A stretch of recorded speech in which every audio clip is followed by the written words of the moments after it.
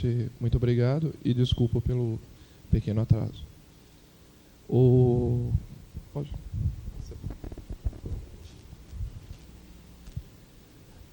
O tema da minha monografia foi da monografia de tese de mestrado, foi estudo das anodontias em radiografias panorâmicas da população residente na cidade de São Paulo.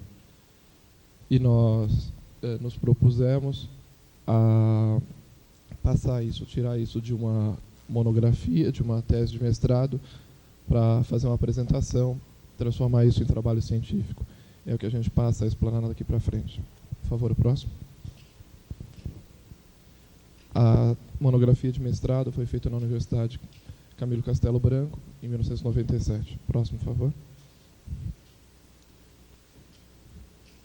Pulou um slide. O orientador... Pode voltar, por favor, VC. O orientador da minha tese de mestrado, minha monografia de mestrado, foi o professor Dr. Cláudio Costa, o qual tive a honra de trabalhar durante todo esse tempo, o qual é o professor titular da Universidade Cruzeiro do Sul e também da Academia Brasileira de Medicina Militar. Próximo, por favor. O trabalho foi proposto devido a gente manipular ou ter em mãos uma grande quantidade de radiografias panorâmicas. Nessa época, em 1997, e até hoje continua tendo, mas é um volume muito grande de radiografia panorâmica. E a partir de cada dia, dando laudo em radiografias panorâmicas, pudemos perceber que havia uma grande quantidade de anodontias. Existiam outras anomalias, cistos, patologias, mas visualmente, sem anotar dados inicialmente, nos pareceu que tinha uma quantidade grande de anodontias. E o que nos chamou a atenção, por ter estudado, aprendido pelo livro do Dr. Aguinaldo de Freitas, que as anodontias, para mim, até aquela data, eram colocadas como as anodontias de pré-molares superiores. Em primeira instância, seria a que teria maior número de incidência, né? E, ao fazer laudo, começamos a notar que essas anodontias não eram de pré-molares superiores, e sim pré-molares inferiores. Surgiu a ideia de se começar a notar esses dados, começar a separar, e daí então, com a orientação do Dr. Cláudio, pudemos passar a notar esses dados e reparar que não é exatamente essa ordem, pelo menos, daquela população, dessa população avaliada. Próximo, por favor. Próximo. É um slide da primeira faculdade de odontologia nos Estados Unidos. É bem notório devido aos colegas usarem terno e gravata. Trabalhar em pé já é uma coisa que todos conhecem. Próximo, por favor. Revisando a literatura, pesquisamos o trabalho da doutora Emi Quarita, que até está pelo Congresso, com outros trabalhos publicados. Foi até o trabalho base para a gente desenvolver o nosso trabalho. É uma tese de mestrado também, desenvolvida na Universidade de São Paulo, onde a professora coloca as anomalias, só que ela, como um todo, em radiografias periapicais. Seguindo a mesma pesquisa, Castilho, em 90, e o trabalho de Nicodemo é bem importante, onde ele coloca a relação das anodontias com os terceiros molares. Avaliando o trabalho de Nicodemo, e ele não tem só um trabalho, tem vários trabalhos sobre terceiros molares, foi onde eu decidi, com orientação do Dr. Cláudio, que não colocaríamos os terceiros molares nessa primeira avaliação, porque ficaria difícil para nós, radiologistas, que temos o hábito de olhar só a radiografia, nunca temos contato com o paciente na clínica, claro, né? De a veracidade, se aquilo é uma anodontia, ou simplesmente o dente ainda não apareceu, ou simplesmente o dente foi extraído ou removido. Teríamos que fazer anamnese. Mais para frente, a gente vai mostrar o número de pacientes, verá que ficaria impossível de contactar 10 mil pacientes para averiguar se foram extraídos ou não. Por esse motivo, por pairar a dúvida, na minha interpretação, acha que ficaria sem respaldo científico afirmar que os pacientes teriam anodontia ou não de terceiros molares, a gente resolveu remover ou não avaliar os terceiros molares em primeira instância. Costa e colaboradores avaliaram outros dentes em endodontias, caninos, incisivos, qualquer outro dente que estariam ausentes na arcada dentária. E também notando que esse número é muito inferior relativo aos outros elementos dentários, ficou anotado para um trabalho futuro. Separamos alguns casos clínicos para publicação, mas ele não é de relevante importância a uma pesquisa para que o clínico tenha em mãos a ordem de maior anodontia na cavidade bucal. Próximo, por favor. Como o trabalho era anomalias de número, achei esse slide bem interessante para você colocar. Próximo, por favor. A radiografia panorâmica foi utilizada, e em São Paulo ela é muito utilizada, devido a alguns benefícios que ela traz ao clínico. A dose, ou seja, a proteção ao paciente, é relativamente pequena, se compararmos uma única dose com o que a gente chama de boca inteira, ou 14 periapicais. Fica bem diminuta em relação 14 periapicais a uma única dose, fazendo uma radiografia panorâmica. É digamos assim, de protocolo utilizar-se uma radiografia panorâmica para qualquer tratamento clínico, ou que seja ortodôntico, qualquer outra disciplina, mas mesmo para um tratamento clínico, uma radiografia panorâmica como impulso de saída para um tratamento. E vendo que o paciente tem benefício quanto a isso em relação a 14 periapicais, a dose, se colocasse naquela balança, né, custo-benefício, proteção-benefício, a panorâmica é um benefício ao paciente, e a gente consegue ter uma visão global de todo o paciente, podendo fazer uma avaliação. A facilidade do exame, o que antigamente era uma coisa muito difícil, eu me lembro quando eu tinha 18 anos, eram uma ou duas clínicas em São Paulo, custava-se aproximadamente $100 uma radiografia panorâmica. Hoje a gente encontra essa radiografia em todos os bairros, em todas as clínicas, por um valor acessível a qualquer paciente. Próximo, por favor. Sobre a radiografia panorâmica ainda, Frederiksen, em 1997, coloca que a dose de uma radiografia panorâmica que o paciente recebe é aproximadamente a mesma que ele receberia em 2,5 radiografias periapicais, ou 3 periapicais. Então, quer dizer, em uma série de 14, é bem reduzido, né? O que equivalia uma panorâmica a 3 radiografias periapicais. Ontem foi citado esse mesmo dado nos trabalhos apresentados no dia de ontem. Almeida coloca a importância da radiografia panorâmica para a ortodontia. Ele coloca em seu trabalho que seria preconizado que o ortodontista fizesse 5 panorâmicas durante o tratamento ortodôntico. Não sei delimitar exatamente o porquê, o motivo da ortodontia em solicitar, mas basicamente para acompanhar a movimentação dos dentes e principalmente controlar a reabsorção radicular dos dentes. Principalmente com aumento de espaço, apesar de quando ele justifica isso no seu trabalho, eu não concordar, porque detalhes muito pequenos seriam vistos à radiografia periapical, mas ele coloca a importância de se controlar toda a movimentação e, em caso de uma reabsorção brusca, poder se visualizar e ainda controlar isso a tempo no tratamento ortodôntico. Realmente, se um tratamento ortodôntico leva em torno de 2 anos e meio, se fizer 5 radiografias, realmente o controle fica bem rígido e eu acho que impede realmente de haver erros.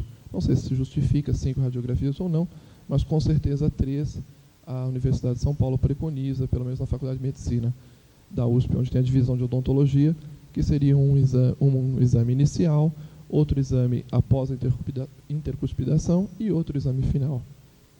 Portanto, a justificativa da radiografia panorâmica ser de uso da ortodontia e a importância dela para o nosso trabalho. A técnica utilizada em todas as radiografias foi preconizada por Freitas, quanto ao posicionamento de paciente, a obtenção do exame ao final. Próximo, por favor. Próximo. A técnica utilizada e o exame foi feita da seguinte forma: utilizando o aparelho Panora CSU-10 da Yoshida, num regime de trabalho, a quilovoltagem vai variar de acordo com cada paciente devido à densidade óssea daquele paciente, idade do paciente, a quantidade de radiação necessária para que tenha um exame adequado. Mas a quilovoltagem varia em torno de 65 a 80 kVp para cada paciente. A miliamperagem nesse aparelho é fixa, em 10 miliamperes. O tempo de rotação deste aparelho é em torno de 12 segundos a 14 segundos, 12 a 14 segundos, é o manual da Yoshida que informa, em 110 volts. O processamento todo foi feito ao processamento automático numa processadora Corel Dental, que tem um regime de trabalho de 110, tempo de seco a seco de aproximadamente 3,5 a 4 minutos, soluções Kodak pré-preparadas. A velocidade eu coloquei porque nessa processadora ela utiliza duas velocidades, uma que seria para radiografias periapicais e outra para radiografias extrabucais. Então, seria a velocidade run, como traz a própria máquina, e os hertz dessa processadora vem fixado pelo técnico, já vem fixado, é dela mesma, não tem como variar hertz dessa processadora. Próximo, por favor. Aí a placa de autorização, a placa de controle do aparelho panorâmico, onde confirma os dados, onde tem os dados de registro do aparelho, o que é necessário para que a gente possa manter isso como um trabalho científico. Próximo, por gentileza. Esse é o aparelho qual foi utilizado, o aparelho Panora. Não há, acho que o que se explicar para um aparelho tão simples, de fácil acesso, de fácil utilização a qualquer dentista, é um aparelho muito simples e que nos traz um resultado eficaz. Próximo, por favor.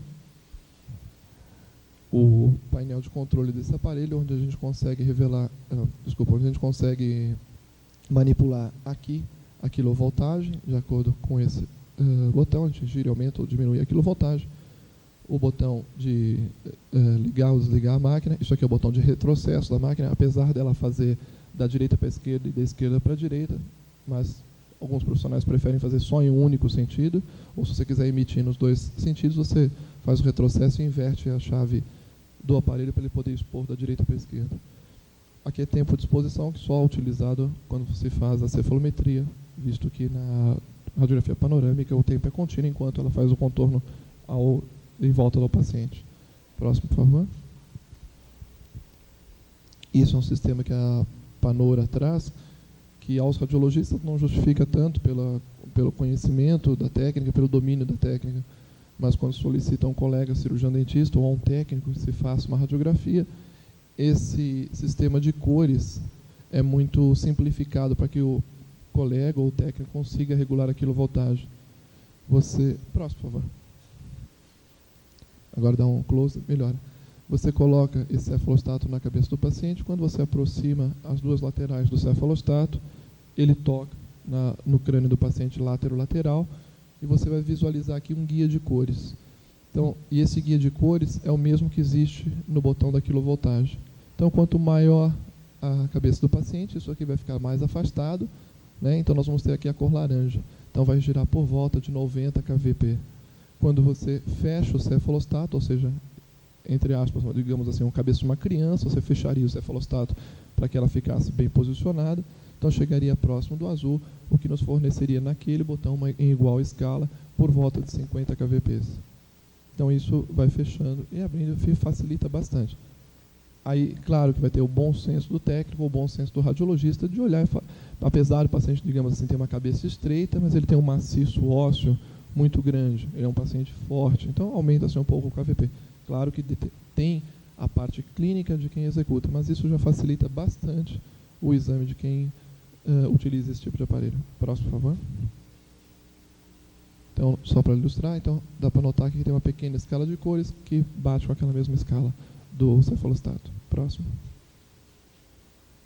Os filmes foram utilizados todos Kodak, Temate 15x30, o ecrã também é Kodak, Lanex regular, e o chassi,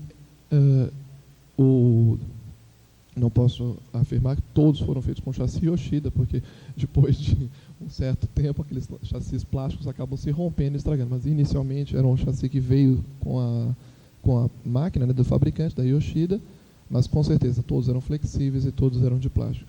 O chassi em si, neste aparelho, não vai atrapalhar em nada ter variado de acordo com o trabalho, ter trocado, mudado o chassi durante o trabalho, porque é uma coisa que não vai influenciar em nada na imagem, não vai influenciar na técnica em nada, por ser menos um mero saco plástico, entre aspas, preto, para que se mantenha o filme dentro dele, sem violar. Próximo, por favor. Então aí um exemplo do filme Kodak. Próximo. Um outro, já coloquei de propósito, um outro chassi que não fosse o da Yoshida para justificar isso, que houve troca, porque esse chassi se rompe facilmente. Próximo. E então a nossa amostra. A nossa amostra inicial era de 10.170 pacientes e depois foi utilizada 9.411. Isso se dá, remover aqui 600 pacientes aproximadamente, se dá devido, após terem feito os exames, a gente avaliar que algumas radiografias não seriam de valia para o trabalho.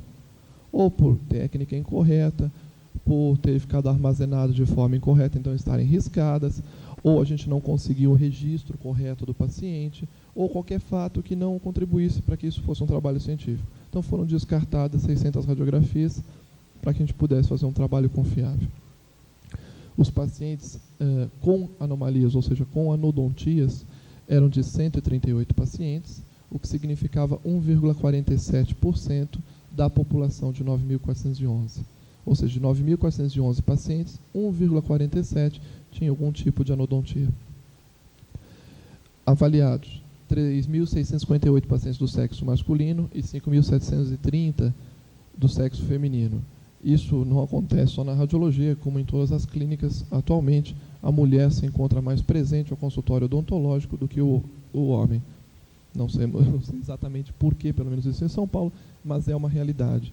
Qualquer consultório sempre está mais visitado pelas mulheres do que pelos homens. Talvez pela facilidade da carga horária da mulher em trabalhar e conseguir ir, ou algumas trabalharem meio período, ou até por serem mais cuidadosas com a saúde bucal do que o sexo masculino.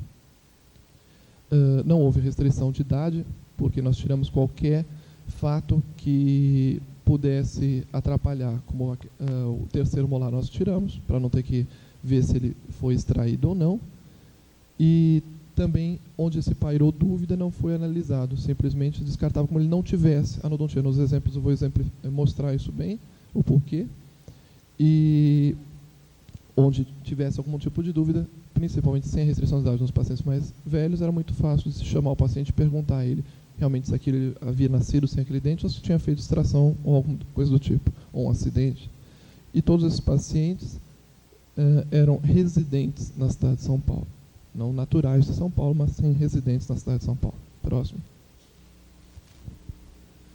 Para a leitura dessa radiografia foi respeitado rigorosamente os princípios que Aguinaldo de Freitas coloca em seu livro, quanto à adequação da sala escura, vista a radiografia em negatoscópio, quando necessário, utilização de lupa, feito o laudo tanto para se entregar para os colegas o laudo, mas mesmo para o trabalho em canetas coloridas, de forma que a gente pudesse ficar bem alertado para uma consulta posterior pudesse ser bem facilitada.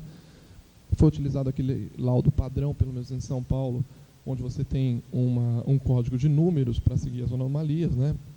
1 é cárie, 2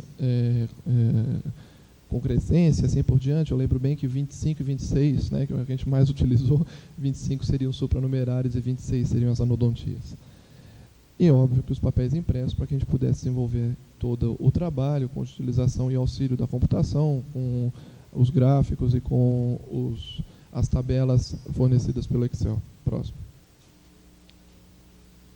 O resultado do trabalho foi dessa maneira. Essa porcentagem já tinha sido dada anteriormente quanto ao sexo masculino e feminino. A justificativa que nós encontramos é que realmente a mulher se dá mais presente na clínica odontológica, não só na radiologia, como em todas as clínicas. A ausência mais relevante para nós, que foi que foi mais avaliado, digamos assim, é que tem um número significante dentro do N pesquisado, são dos primeiros pré-molares, dos segundos pré-molares e dos incisivos laterais. Os outros dentes também foram avaliados, só que ficou com uma porcentagem muito baixa ao final do trabalho. O dente que maior apresentou anodontia nessas 9.000 radiografias foi o segundo pré-molar inferior, de 49% do total, ou seja, do total das anodontias, digamos assim, que metade pertencem aos segundos pré-molares inferiores, sendo que 28% ao lado esquerdo e 22% ao lado direito, o que não representa diferença estatisticamente. São números muito próximos, de 28% a 22%. Para nós, queremos afirmar, eu diria que seria muita presunção nossa afirmarmos que as anodontias ao lado esquerdo são mais do que ao lado direito. Preferimos só colocar que a anodontia, com certeza, em 49%, maior incidência dos segundos pré-molares inferiores. Em segundo plano, os dentes laterais superiores, apresentando 27,71%, e os pré-molares superiores, apresentando 14,86%. Os outros elementos dentais somados dão um total de 8,43%. O que nos chamou a atenção nesse momento foi a ordem que apresentou a anodontia. Quem fez faculdade em São Paulo aprendeu, teoricamente, quase todos nós, pelo livro Radiologia Odontológica, de Aguinaldo de Freitas, Edu Rosa e Cléo. É isso, Cléo? Isso, está certo. E a ordem era diferente dessa apresentada no trabalho deles. A ordem que eles apresentam em seu livro é inversa. Eles apresentam o pré-molar superior, depois o lateral e depois o pré-molar inferior. E quando nós nos surpreendemos em encontrar 50% das anodontias nos pré-molares inferiores. Isso foi o dado que inicialmente chamou a atenção quando nós começamos a avaliar as radiografias e concluímos isso ao final do trabalho. Esse dado bate com alguns autores americanos, mas discorda principalmente dos autores brasileiros. Isso foi, acho que, o maior, para mim, e com certeza para o meu orientador, Dr. Cláudio, o nosso maior achado, discordar da literatura brasileira, que, afinal de contas, se estamos no Brasil, o que nos interessa é a literatura brasileira. Nós temos influência, os nossos pacientes são outros, não são os americanos, apesar da gente concordar com eles, né, o que importava para nós naquele momento é que estávamos discordando dos autores brasileiros. E, a partir dessa data, eu, pelo menos particularmente, passo a acreditar que a ordem de anodontia realmente é essa. Aliás, teria que acreditar se o trabalho foi feito por mim, óbvio. Mas confiando não na presunção, eu fiz o trabalho, eu acredito dessa forma daqui para frente. Não, confiando na técnica que foi utilizada, no rigor pelo qual nós separamos as radiografias, não deixando em nenhum momento dúvida. Onde existia dúvida, simplesmente não se catalogava aquela radiografia. Onde se existia dúvida quanto à anodontia, não se classificava a anodontia, e principalmente pelo N utilizado.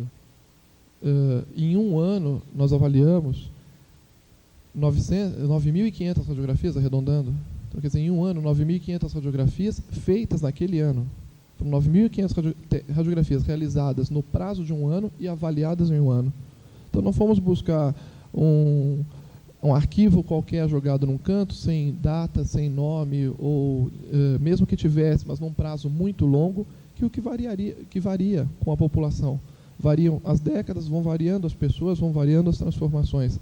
Não, nós pegamos um prazo curto, de um ano, e uma quantidade de radiografia muito grande, 9.500 radiografias. Ou seja, os dados realmente acho que são confiáveis e são estatísticos. E, por fim, o que pôde se concluir, aí em concordância com todos os autores, que a radiografia panorâmica é um excelente exame complementar. Complementar, ficou tão complementado aqui, né? Quando eu vi o slide, eu olhei, foi que eu notei que esse slide eu tive que fechar devido aos dados depois da apresentação da tese de mestrado, mas ficou 2 vezes complementar. Isso, acho que é difícil alguém ser contra isso, nunca achei um trabalho que seja contra, dizer alguma coisa contra a radiografia panorâmica como um exame complementar. Porque ela não mostra a boca só em uma região, em si como um todo. E dela se parte, quando muitos falam, não, a radiografia panorâmica não tem detalhe, você não consegue ver muitas coisas. Sim, com certeza ela não tem detalhe. Mas para esse tipo de anomalia, para avaliação de cistos, para avaliação de trauma, ou para você ter uma ideia, digamos assim, uma anamnese radiográfica inicial, é um excelente exame. Eu vou tentar agora, com um novo arquivo em radiografias periapicais, repetir esse trabalho. para comparar. O que vai acontecer é que em muitas radiografias periapicais, até de repente do mesmo paciente que eu tenho certeza que ele tem anodontia, essa anodontia pode ficar mascarada, ou principalmente, digamos, nos dentes, nos dentes supranumerários. Por exemplo, se eu tiver um supranumerário na base da mandíbula, fizer uma radiografia um pouquinho mal feita, um pouquinho mal colocada, não vou notar que ele tinha um dente supranumerário. Não só quanto a anomalias de número, mas quanto a qualquer anomalia. Eu acho que eu confirmo, e acredito que todos os colegas também, que a radiografia panorâmica é um excelente exame de complementar para toda a odontologia. Próximo, por favor. Eu vou mostrar só alguns exemplos das radiografias obtidas durante o trabalho. Próximo, por favor. Lembrar que foi Patero que idealizou esse sistema. Próximo, por favor. E um cuidado que a gente tomou são as interferências que o tecido mole se faz sobre a imagem radiográfica da panorâmica. Próximo, por favor. E todas as suas estruturas anatômicas que envolvem a radiografia panorâmica. Próximo. Esse é um slide interessante, a nossa santa, né? A Santa Apolônia sendo torturada, removendo seus dentes, puxando o cabelo. Um slide do histórico da odontologia, um livro muito interessante, tem fotos bem interessantes para quem gosta desse tipo de ilustração. Próximo. Então, as radiografias, como eu disse inicialmente, esse tipo de caso nós tiramos fora do nosso trabalho, onde apareceriam as ausências dos terceiros molares, por a gente não teria esse mesmo N de 9.500 pacientes para poder pesquisá-lo junto a eles e tirar realmente todas as dúvidas. Então, em caso de dúvida, foi decidido não avaliar os terceiros molares. Próximo. Aí foram surgindo anodontias de 4 quadrantes ou de 3 quadrantes. Aqui, sim, uma anodontia clara, mostrando, né, os dentes permanentes persistentes aqui.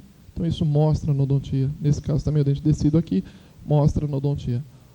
Onde não aparecia o dente persistente, o dente descido persistente, e conversando com a mãe da criança ou conversando com o paciente, não obtivéssemos absoluta certeza que aquele paciente não fez nenhum tipo de extração naquela região, esse paciente foi descartado. Nesse caso, tenho certeza que sim, lembro bem. Então, aqui sim, a anodontia dos pré-molares nos 4 quadrantes. Próximo, por favor. Da mesma forma, eu não vou ficar falando 10, 20 slides onde estão as anodontias, mas sim mostrando os casos onde está o dente permanente, onde for mais duvidoso a gente fazer algum comentário. Então, a anodontia, os senhores podem ir colocando sempre, olhando os 4 quadrantes, e principalmente na linha média, onde vão aparecer as anodontias. Próximo, por favor. Inicialmente estão colocados os pré-molares, didaticamente, para a gente poder avaliar.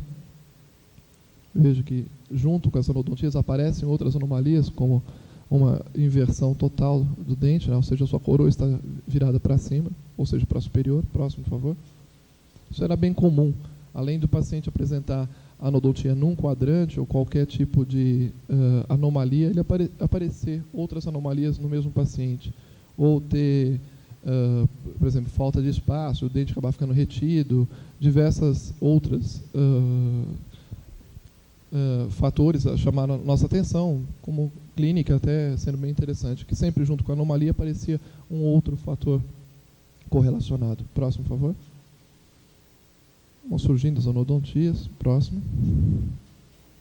Sempre tem uma setinha ali para dar uma cola, né? E a gente acaba olhando no outro quadrante para ver se há uma outra tipo de anodontia. Próximo.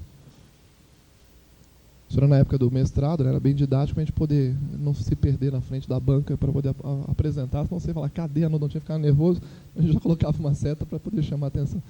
Além da anodontia aqui, um caso interessante que o dente descido acabou ficando em suboclusão. Próximo.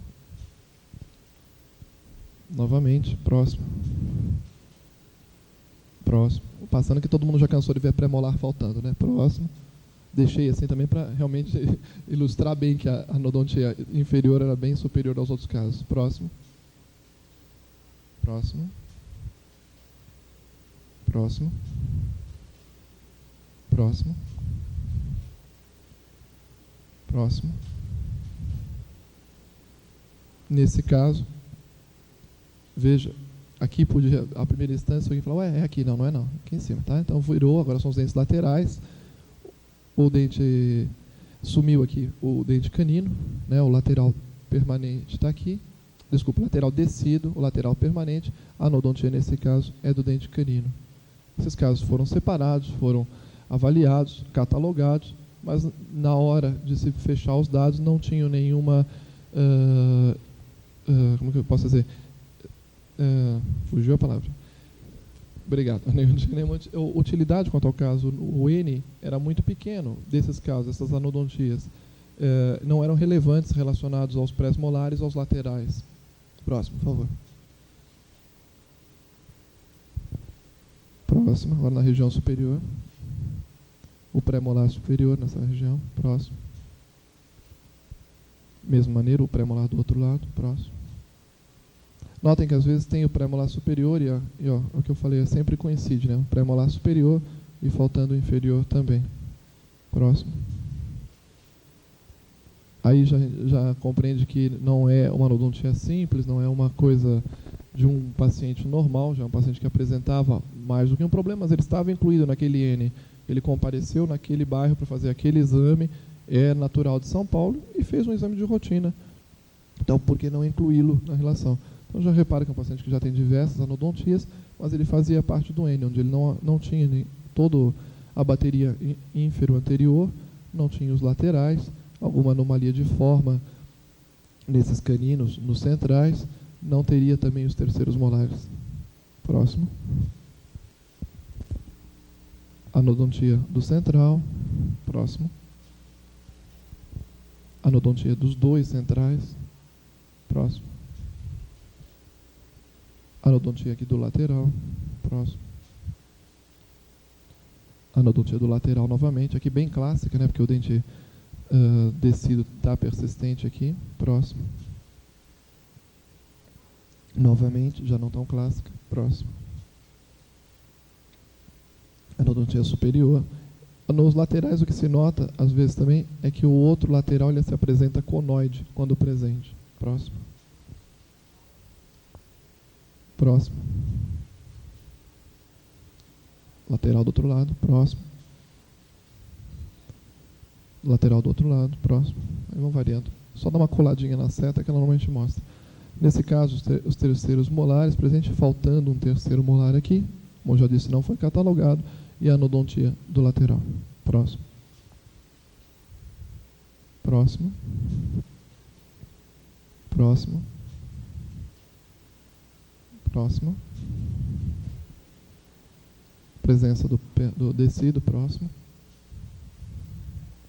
Aí, durante o trabalho, apareceram situações diferentes, que como eram anomalias de número ou de forma, que estávamos prestando atenção, nós deixamos alguns exemplos para mostrar coisas curiosas.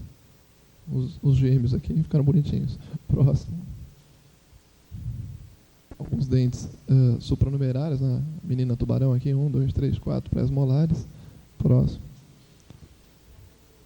Os quartos molares ou os distos molares aparecendo. Próximo. Mesma coisa na arcada inferior. Próximo. E ainda aqui um... Tudo bem. Não é problema. E aqui ainda aqui um outro pré-molar. Próximo. Um mesiodens na linha média. Próximo. Um supranumerário na linha média, melhor colocando. Outro supranumerário na linha média. Próximo. Os 4 pré-molares novamente. Próximo. E, como não poderia ser, agradecer esse trabalho a quem realmente contribuiu durante todo o trabalho. São as pessoas que sofrem mais do que a gente. A gente camela, mas a pessoa que está em volta de quem faz uma monografia ou uma tese de mestrado acaba só, a gente ataca mais quem está em volta do que a nós mesmos, né? Não me atrapalha, estou fechando o trabalho, aquelas coisas todas. Com certeza, ao amigo professor Dr. Cláudio Costa, aqui presente, agraciado ontem com a sua medalha por pesquisa, com todo o jus, que realmente é uma pessoa que entende como qualquer outra de pesquisa. Meus parabéns em público. Ao professor Dr. Leones de Freitas, coordenador do curso de pós-graduação da faculdade. A acadêmica Evelyn Mar, que parceira, sofreu bastante. ao Dr. Romano Mancusi Sobrinho, que é o radiologista junto comigo na mesma clínica, que auxiliou, com certeza, a fazer os laudos e a separar esses laudos para que pudéssemos avaliar, ao final, o seu total. E a doutora Rosângela Borinha Tenor, que é a gerente dessa mesma clínica, uma dentista também, não é especialista, mas com certeza teve que aturar a gente ficar bagunçando todo o arquivo, né? Pega arquivo, desmonta, por favor, guarda de novo o arquivo. Próximo, por gentileza. Gostaria de agradecer a todos a atenção, muito obrigado de estarem aqui logo cedo para ver meu trabalho. Muito obrigado.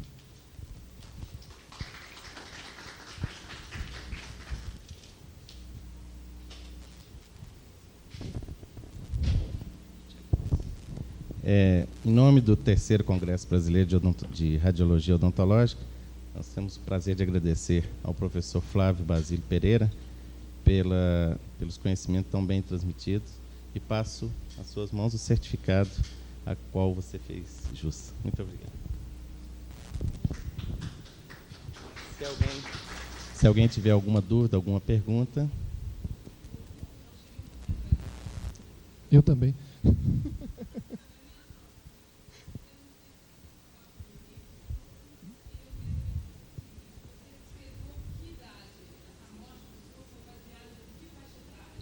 Como eu disse no início, não, sem problema, não houve restrição de idade. Sem restrição de idade, 9.500 pacientes. O que nós fizemos foi tirar os fatores que que a gente não pudesse realmente concretizar ou afirmar que era uma anodontia. Nós retiramos os pacientes que tivessem dúvida.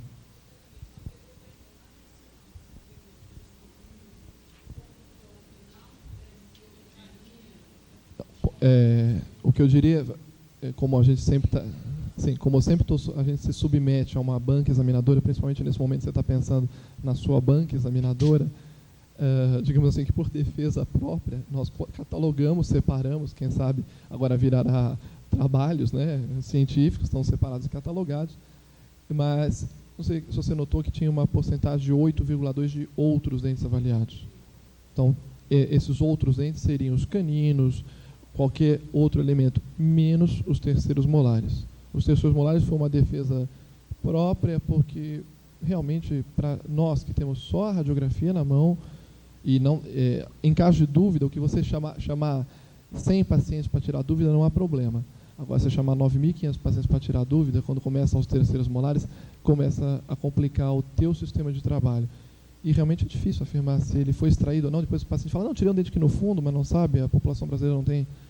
a gente não consegue te passar esse dado perfeitamente e, dependendo da população que você trabalha, em São Paulo principalmente, isso fica cada vez mais difícil.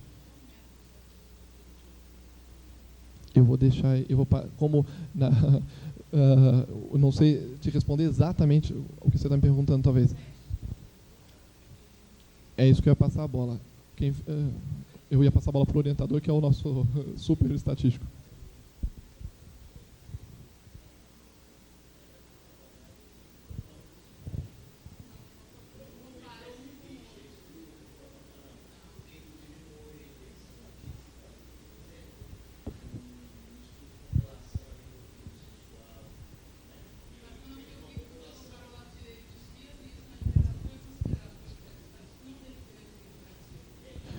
Não, eu não...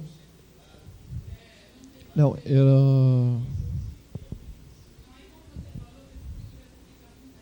Não, eu só coloquei ali como ilustração o lado direito e o lado esquerdo, mas em nenhum momento no trabalho eu comparei o lado direito ao lado esquerdo. O que eu comparei foram os elementos separados.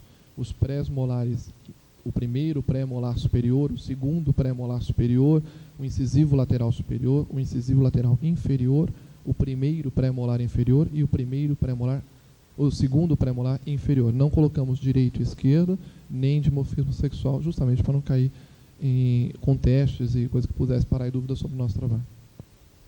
Dá para continuar, dá para segmentar.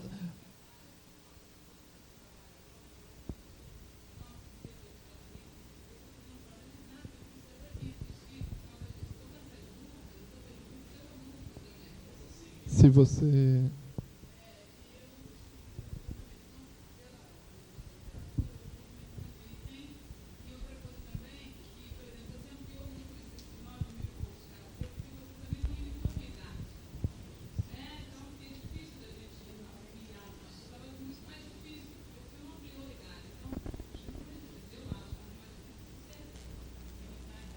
Se você... A minha monografia está por aí, está aqui no... Não, eu estou até trouxe ela aqui para baixo.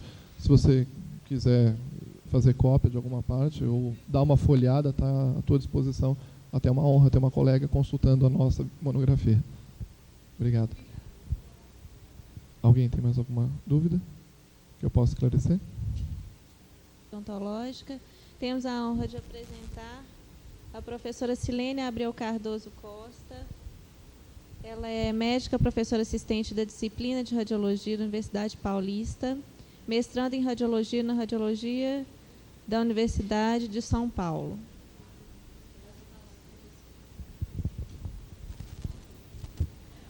Bom dia. Gostaria de agradecer a oportunidade de estar aqui em Belo Horizonte e apresentar o nosso tema livre, que é a respeito de tomografia computadorizada em espiral, com reconstrução tridimensional aplicada em fraturas e corpos estranhos. Próximo. Próximo, por favor.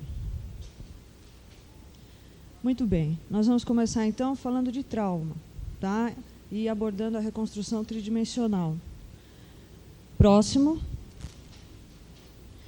Bom, falando em trauma, a gente começa a falar de uma das fotos mais importantes e polêmicas, tá?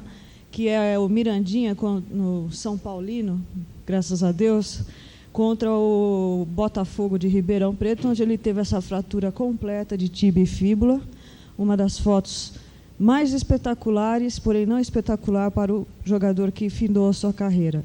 E, recentemente, o Juninho, na Espanha, teve esse mesmo problema e agora já está reabilitado. Próximo, por favor.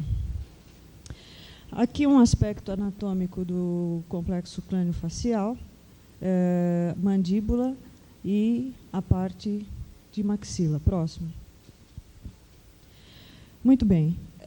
Como nós vamos falar em tomografia computadorizada, aqui para ilustrar, notadamente uma desproporção crânio-corporal de uma criança de 4 meses, tá? Apresentando uma hidrocefalia importante, decorrente de uma toxoplasmose congênita, onde, acompanhada de hidrocefalia, ela vem acompanhada de corioretinite e malformação congênita também.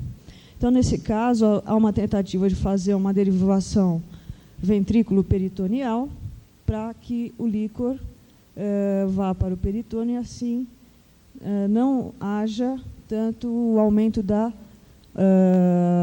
circunferência craniana. Mas isso realmente é um prognóstico não muito bom. Próximo. Agora, já falando da reconstrução tridimensional, nós temos um caso aqui da doutora Emiko Arita, nossa professora lá na pós-graduação da Universidade de São Paulo, onde nós temos uma osteólise importantíssima em maxila, advinda de um carcinoma. Próximo, por favor. Em uma outra área, a gente nota, numa outra visão, a osteólise também muito importante. Próximo. Na parte inferior, a gente vê a osteólise realmente invadindo tanto a parte de maxila da arcada dentária, quanto já acometendo também a invasão do tumor em seio maxilar. Próximo. Já nessa reconstrução tridimensional, nós temos uma fratura de zigomático, onde nós temos uma perda de solução de continuidade do soalho da órbita inferior. Próximo.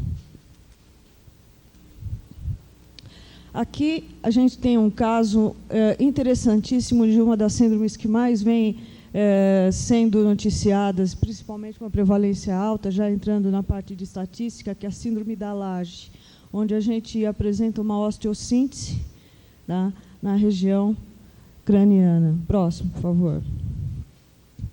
Novamente, aqui, um outro caso da síndrome da laje, onde a gente tem uma perda de solução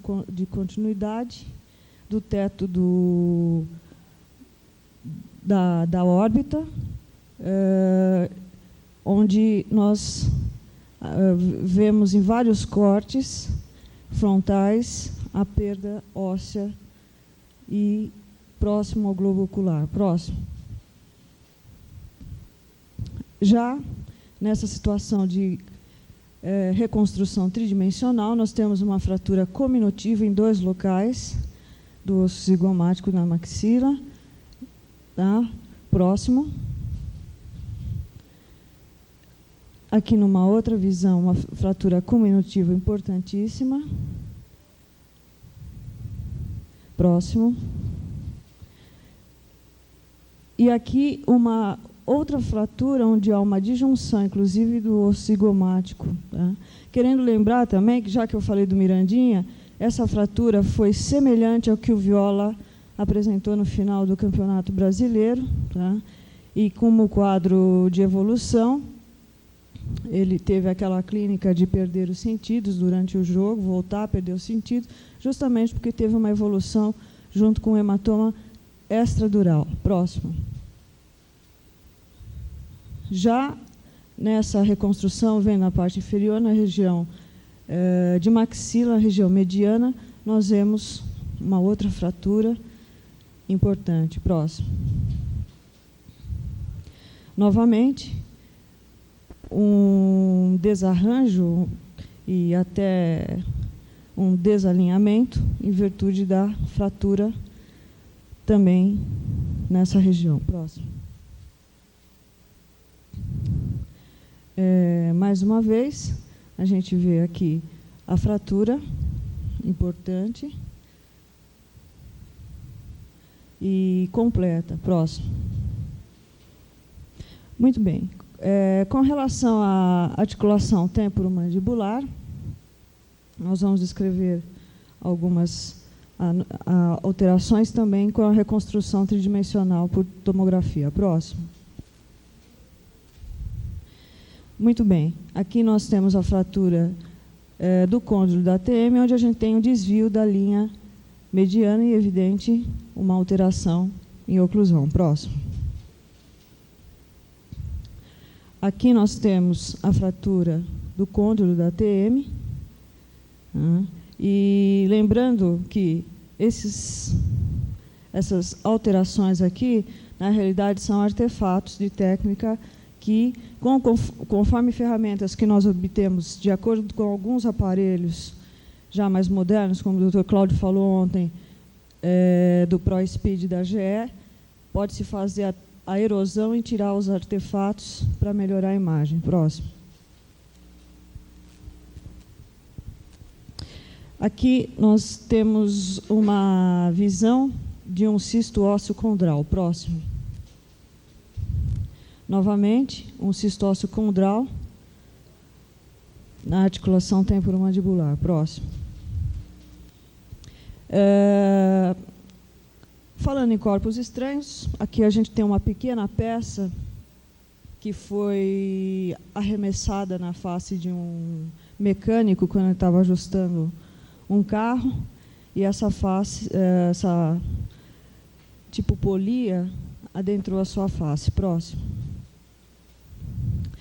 Aqui nós temos a peça onde ela comete o globo ocular e a região de maxila.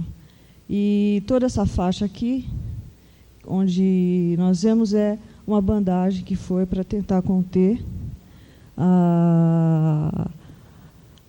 o sangramento, que era realmente importante, e sem dúvida nenhuma, a danificação que a peça ocasionou no paciente, foi difícil ter um prognóstico bom. Próximo. Novamente, aqui o mesmo paciente com a peça e com as bandagens. Próximo. E aqui, já usando aquelas ferramentas de erosão, como já falamos, aqui nós temos a peça, né, uma peça realmente um tanto quanto grande na face do paciente, e a radiação secundária né, advinda do metal dessa peça. Próximo. Novamente, aqui nós temos, aqui realmente, a gente nota que ele está danado mesmo por esse acometimento importante e pela má evolução que teve, inclusive, por artefatos da peça adentrarem a nível de parênquima cerebral, enfim. E aqui nós temos a peça, e aqui não foi usada a ferramenta de erosão, então nós temos os artefatos da peça, metálicos, que são a radiação secundária. Próximo. Novamente, esse paciente realmente foi um caso extremamente importante e, ao mesmo tempo, crítico. Tá? Próximo. Enfim, era isso que nós tínhamos para falar em relação à tomografia computadorizada com reconstrução tridimensional.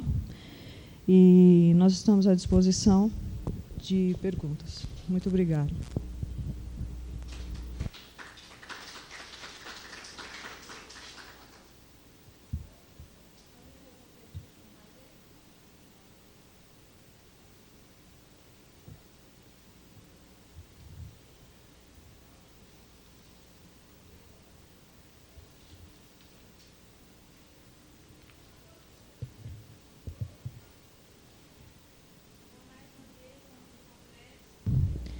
Tenho o prazer de agradecer pelos conhecimentos tão bem transmitidos e passo às suas mãos o certificado de ministrador, ao qual fez jus.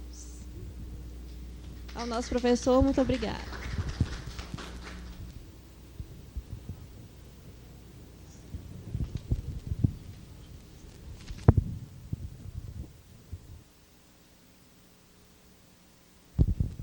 Bom, dando início, dando continuidade às nossas apresentações, durante o 3º Congresso Brasileiro de Radiologia Odontológica, nós temos a honra de apresentar o professor Cláudio Costa, que é professor doutor da disciplina de Radiologia da USP de São Paulo, é professor titular da Unip e Unixul, professor visitante e pesquisador da Universidade do Texas, em Dallas, nos Estados Unidos.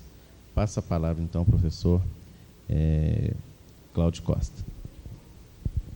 Gostaria de agradecer a você, né, Marco, representando aqui a comissão organizadora central, coordenando esses trabalhos hoje aqui. E nós vamos comentar com vocês alguma coisa a respeito de controle de infecção cruzada em radiologia, ou seja, biossegurança em radiologia.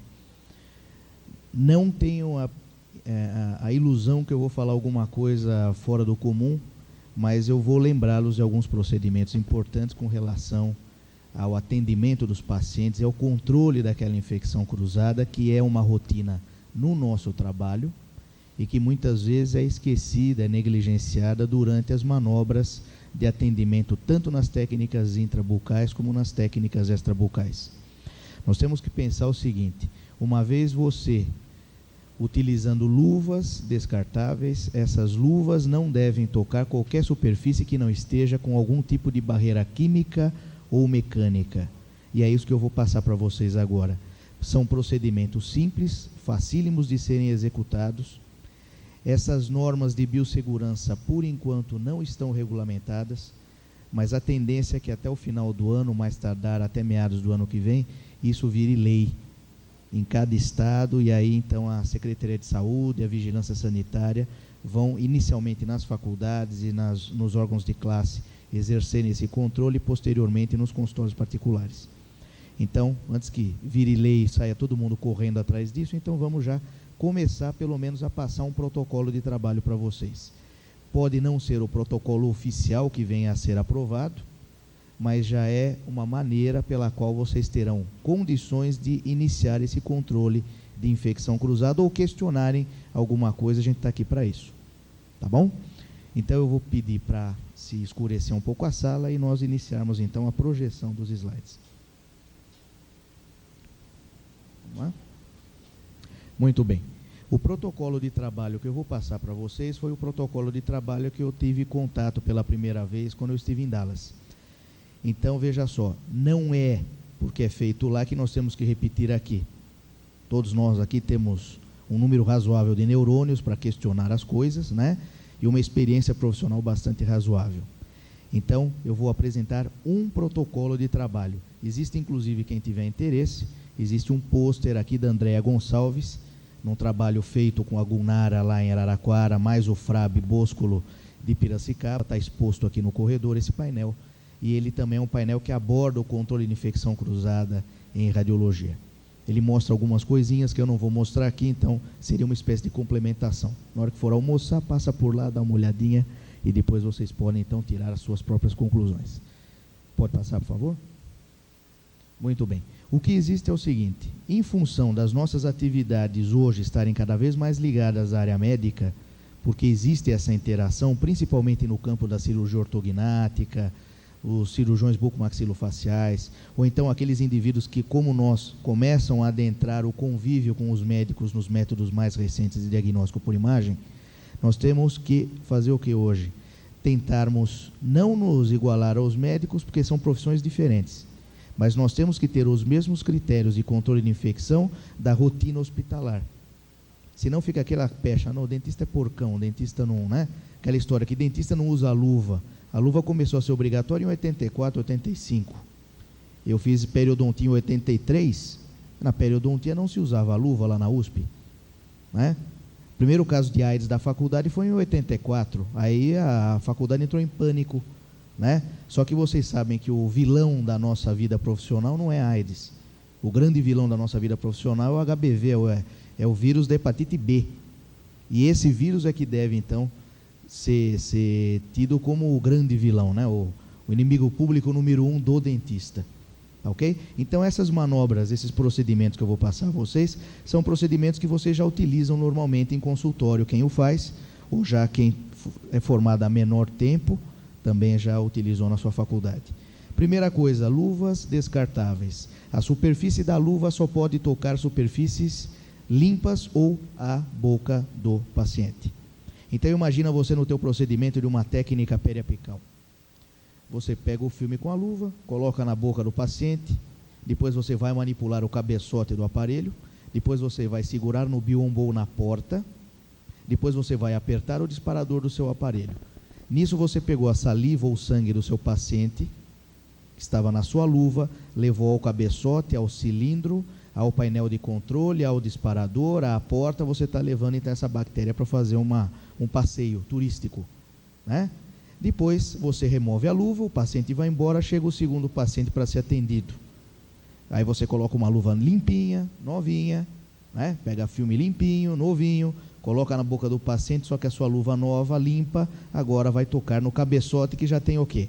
A saliva, o sangue, o vírus da hepatite B lá no seu cabeçote, lá no seu botão para disparar, no seu painel de controle onde você vai mudar o tempo de exposição, no seu biombo, na sua porta, na maçaneta onde você encosta. Então, estas áreas de contato devem ser sempre protegidas por meio de uma barreira química e mecânica. Pode seguir, por favor? Então, aqui é onde nós estivemos, no centro de imagens do Baylor College. Pode passar? Muito bem. Vejam só aqui um box tradicional, né, para execução de técnicas intrabucais. No caso, este aparelho é um aparelho que tem o seu painel no lado externo. Aqui você tem uma área onde você colocaria o seu suporte para a técnica do paralelismo. Você tem um frasco aqui com uma solução antisséptica. Essa solução antisséptica é a base de álcool 77 Gay-Lussac, 77 graus GL. Tá? Então não é para beber isso, é fazer caipirinha que faz mal, né? E aqui você tem o quê? Você tem 2 porta-copos.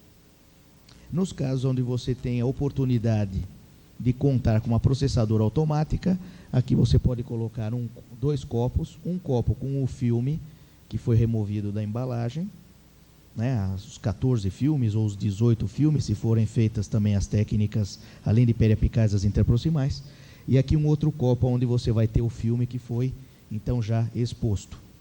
Esse copo com os filmes depois é levado até a processadora automática, na câmera escura, e você então faz todo o processamento automático por meio desta processadora automática. É lógico que no caso de você não ter isso, você vai utilizar então aquela colgadura, seja aquela envolvente, seja aquela com o grampinho, que é tão comum aí no dia a dia nosso. Pode passar? Esta superfície de trabalho, ela deve ser borrifada com essa solução antisséptica. Nós estamos falando de álcool 77, né? Se tiver uma outra sugestão, aceito também, né? Só que o álcool 77 GL é um álcool, primeiro é barato, né? Então você faz essa aspersão, né? Você pulveriza essa superfície, não é para jogar um balde de álcool aqui, né? Você vai pulverizar essa superfície e com guardanapo limpo você vai, né, dar uma passadinha para remover o excesso, embora alguns digam que você deve esperar a evaporação natural do álcool. Depois de limpa esta superfície, ela deve ser coberta com um papel filme tipo Magipac. Este papel filme, então, vai ser a nossa chamada barreira mecânica. Então, você tem a barreira química, que é essa antisepsia que se faz previamente na superfície do aparelho ou de qualquer outra área que venha a ser tocada. Então, se eu tenho uma porta tipo porta biombo, onde eu tenho a maçaneta deve passar por esse processo e depois ser envolvida também com Magipac. O cabeçote do aparelho também deverá passar por esse processo. Quando eu falo Magipac, pode ser Magipac, aquele papel filme, como pode ser um saco plástico qualquer que tenha então essa característica de barreira. Tá? Pode passar?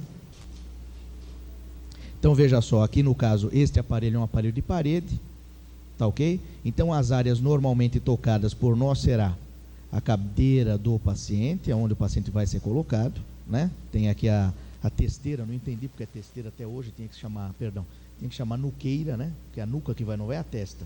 Só se o cara ficar de 4 aqui, né? Aí já é exame de urologista, não é de radiologista, né? Aqui você tem o cabeçote e o cilindro, então são as áreas de manipulação. Pode passar? Muito bem. Aqui um outro modelo de aparelho, no caso um Siemens, tá ok? Um heliodente. E aqui você tem então, independentemente do modelo do aparelho, né, a conduta sempre será a mesma. Pode ser um Guinatos, pode ser um da Biatlante, como a gente está acostumado, onde o painel de controle fica no próprio corpo do aparelho, o aparelho é com rodízio, né? Ele é transportável, no caso é um aparelho de parede, mas isso não interfere em nada. Pode passar? Então veja aqui a cadeira, a nossa área de trabalho de um consultório padrão para, né, uma sala de radiografias, tomadas radiográficas. Pode seguir?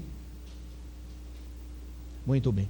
O que existe, primeiramente, com relação à radioproteção, se a gente pensar em radioproteção como sendo também um item de biossegurança, é o treinamento dos alunos em Phantom inicialmente e depois o treinamento em seres vivos, em pacientes. Então, o que acontece? É tudo muito bonito, né? Você tem que ter o Phantom, esse Phantom aqui é um crânio, na realidade, revestido com uma série de materiais aqui à base de borracha. Aqui você tem duas chavetas onde você vai fazer a abertura e fechamento, como se fosse um articulador nesta área, né? Geralmente os alunos trabalham em duplas, né? Um auxilia o outro inicialmente, e aí enquanto um está colocando o filme na boca desse Phantom aqui, desse paciente, o outro então tem a função de fechar esta chaveta. Aí quando você não gosta muito do seu ex-amigo, você fecha quando ele está com o dedo lá dentro, já corta o dedo, já morde o dedo do paciente, o próprio Phantom. Tá? Então aqui você teria maneiras de se fazer o que? O treinamento prévio do aluno com relação aos pacientes para que o índice de erro diminua. Mas é uma coisa que o professor Delmo colocou muito bem na reunião de professores, é o seguinte: o americano ele tem por tendência criar polêmicas, né? Levar o indivíduo à histeria coletiva. Depois eles vão vendo que o negócio não é bem assim. Um Phantom, por exemplo, para você ter ideia, custa em torno de 3 a 4 mil dólares. Estes crânios aqui vêm todos da Índia, tá? Porque lá na Índia vocês sabem, né, que quando tem acidente de trem morre 500, 600, né? Porque eles não andam dentro do trem, eles andam fora do trem, né? Então lá o governo indiano, por tradição deles, eles cremam os mortos. Então eles acabam fazendo o quê? Pegando os crânios que são exportados, transformados pela RIM, que é aquela empresa que também faz suportes para paralelismo, em Phantoms para utilização nas escolas americanas. Tá ok? Para nós, do ponto de vista prático, é impraticável né? Prático, impraticável, fica meio esquisito, mas do ponto de vista do dia a dia das faculdades de odontologia, realmente sai muito caro você ter uma coleção de 20 ou 30 Phantoms, né? Dá quase para montar uma clínica de faculdade. Pode seguir? Então, tem o de cabelo castanho, tem o ruivinho, tem vários modelos de Phantom. Tem loiro, tem japonês, tem preto, tem de tudo quanto é tipo, tá? E aí você tem então o treinamento pré-clínico, né, dos alunos com relação ao Phantom. Pode seguir? Lembrando novamente, como normas de radioproteção, a utilização constante do avental e também, quando possível, do colar cervical. Esse colar cervical, ele é um desenvolvimento a partir da placa de Sonabend, que é um autor alemão, que propunha então a utilização de um protetor para a tireoide. Depois o professor Varoli, em 80, 81, ele desenvolveu também aqui no Brasil o trabalho de mestrado dele baseado nesse protetor. Ele realmente verificou que a dose de radiação sobre a tireoide, que é um órgão radiosensível, baixava bastante, né? E depois então foi se agregando essa opção do colar cervical para proteção da tireoide. O grande problema é que a maioria dos aventais vem sem isso. Então a opção seria você comprar à parte uma espécie de, né, mini avental só para o pescoço, para você complementar no caso da ausência do colar cervical no avental que você já tem em uso. Tá ok? Porque a placa de Sonabend, na realidade, é uma placa de chumbo revestida por fórmica, né, para dar um aspecto um pouco mais agradável para o paciente, mas dá a impressão que parece uma tábua de bater bife. Então fica estranho, põe aqui e manda segurar. Quer dizer, fica um pouco fora de praticidade do dia a dia da técnica radiográfica. Pode seguir? Muito bem. Além desses fatores relacionados ao treinamento dos alunos para o índice de erro diminuir, portanto as repetições diminuírem, portanto a dose de radiação final absorvida pelo paciente também diminuírem, e além do fato de a utilização de barreiras de proteção, tanto para nós como para os pacientes, nós temos que lembrar também que os aparelhos devem ser calibrados adequadamente, ou seja, a camada semi-redutora de alumínio que vai determinar, então, o tipo de radiação que vai sair da nossa ampola, do nosso cabeçote, a colimação, ou seja, a abertura, a área de trabalho também deve ser regulada, e isso passa pelo quê? Pelo próprio fabricante, que deve então ser fiscalizado. Tá ok? Além do fato dos aparelhos não saírem por aí explodindo, né?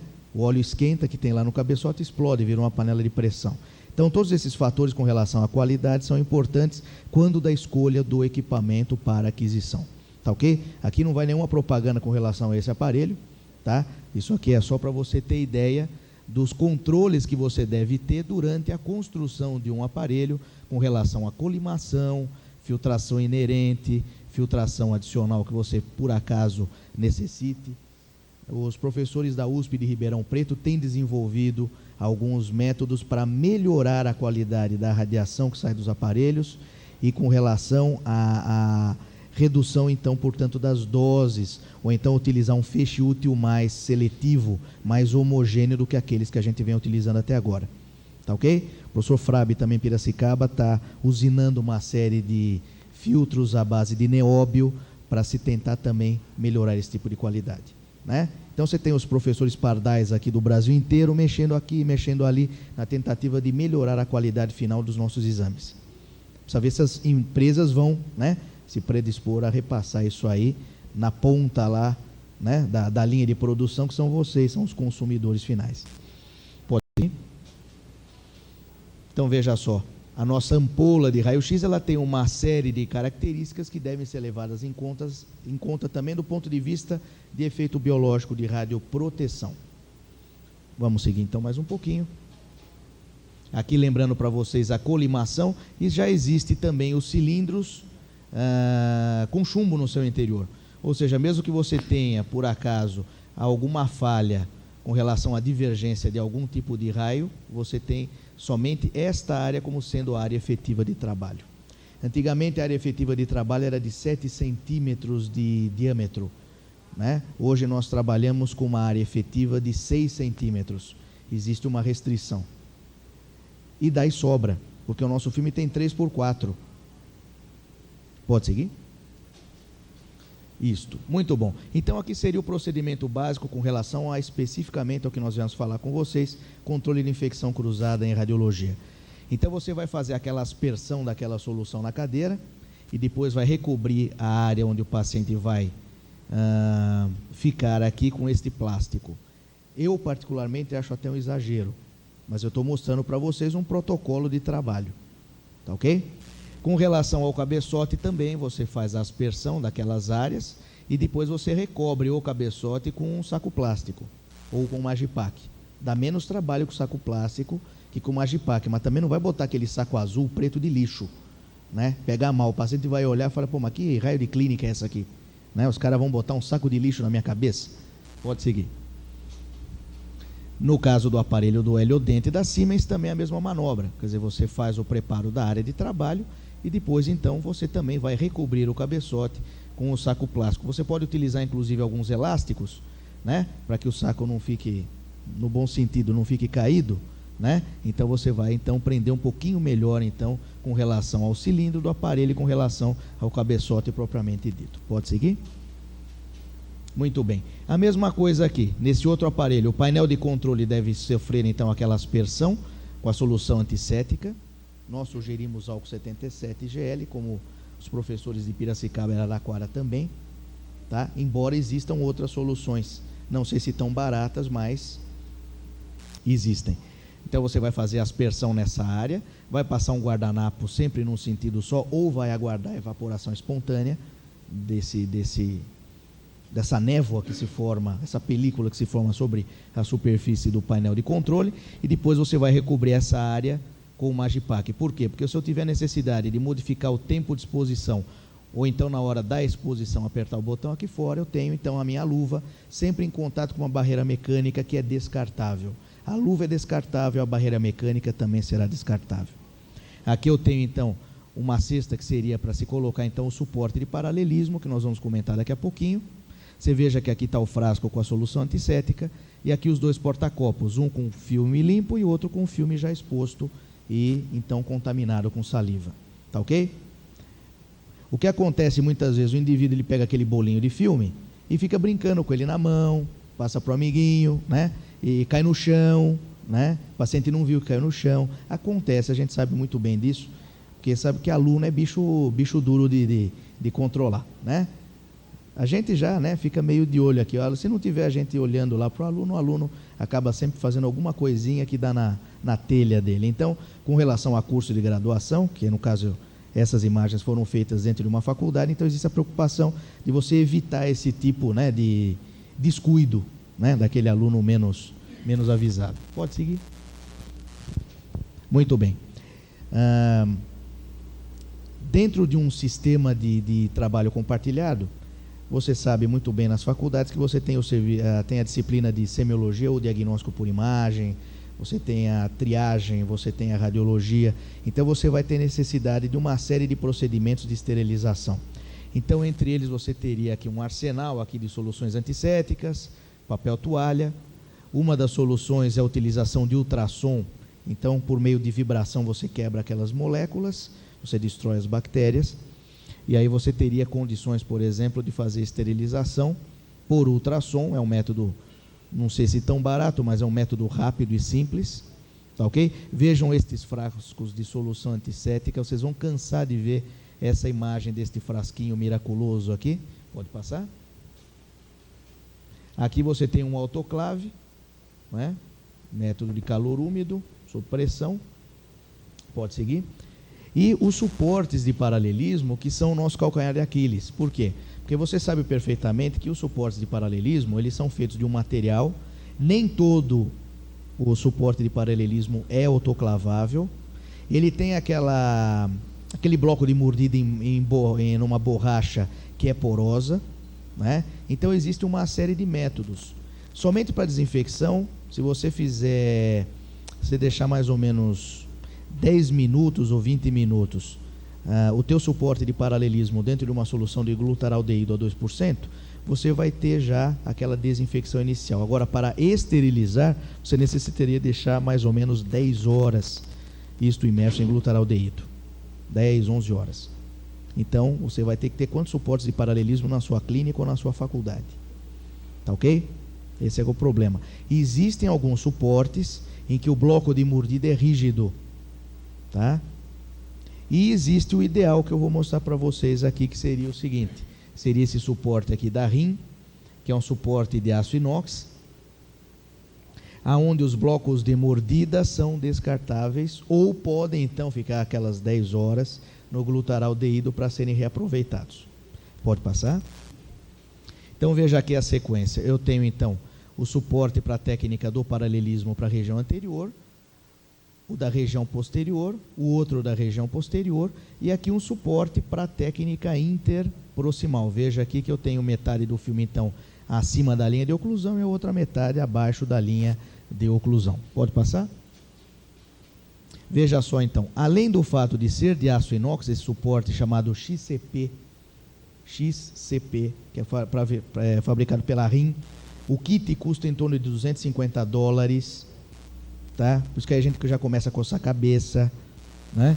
Ele, além disso, ele também tem o quê? Como essa estrutura aqui é de aço, ela tem um certo número atômico, você também tem condições de colimar o seu feixe.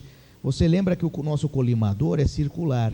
Nós temos um cilindro na ponta do cabeçote. Então você tem condições de fazer mais uma o quê? Mais uma filtração. Você tem condições agora de permitir somente a passagem dos raios-x por esta janela agora que é retangular, que tem 4x5. Se o nosso filme tem 3x4, aí tem 4x5. Se você tiver um erro de exposição, o que acontece? Você já não tem mais aquela imagem típica de meia-lua.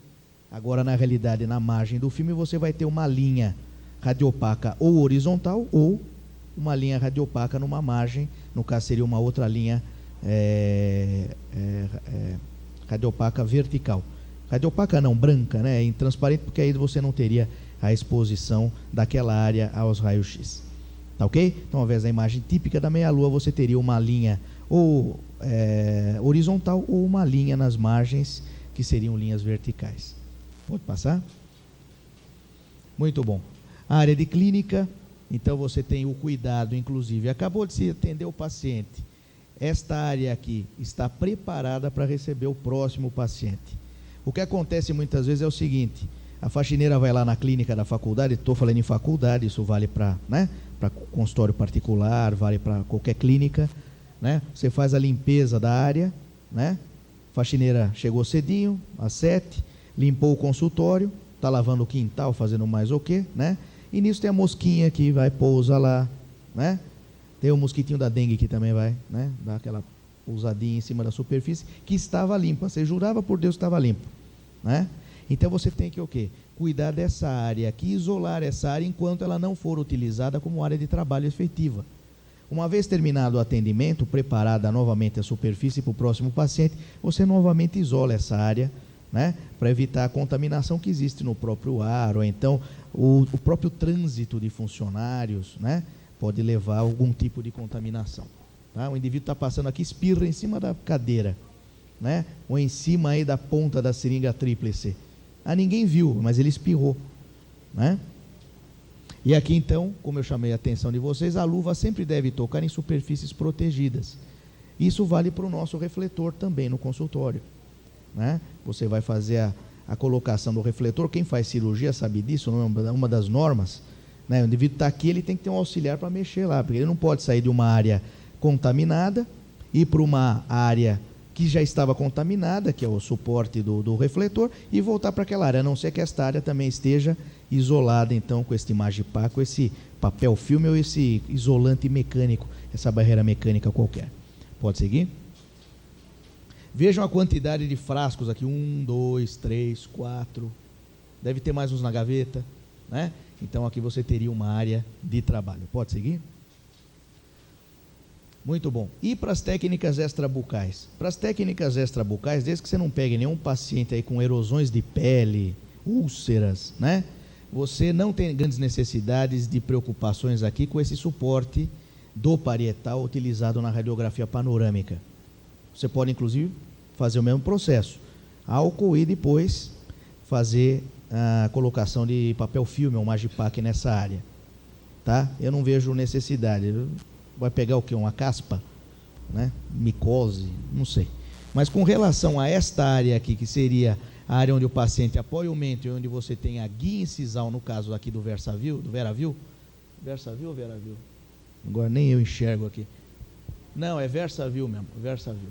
VeraView é aquela cadeira da Dabi. Então o VersaView, que é o Panex, né, que vocês já conhecem aqui, isso vale para qualquer tipo de aparelho. Então você teria necessidade de controle desta área aqui. Pode seguir? Muito bem. Aqui você tem uma área onde você teria as luvas descartáveis e aqui onde você colocaria o seu chassi porta-filme. Lembre-se que, embora nós não tenhamos grandes contatos com cavidade bucal, já que a técnica é extra-bucal, nós temos que ter certos cuidados com relação à manipulação daquela área referente ao apoio, ou seja, a mentoneira e a guia de mordida ou a guia incisal do nosso aparelho. Naqueles que têm guia incisal. Pode seguir?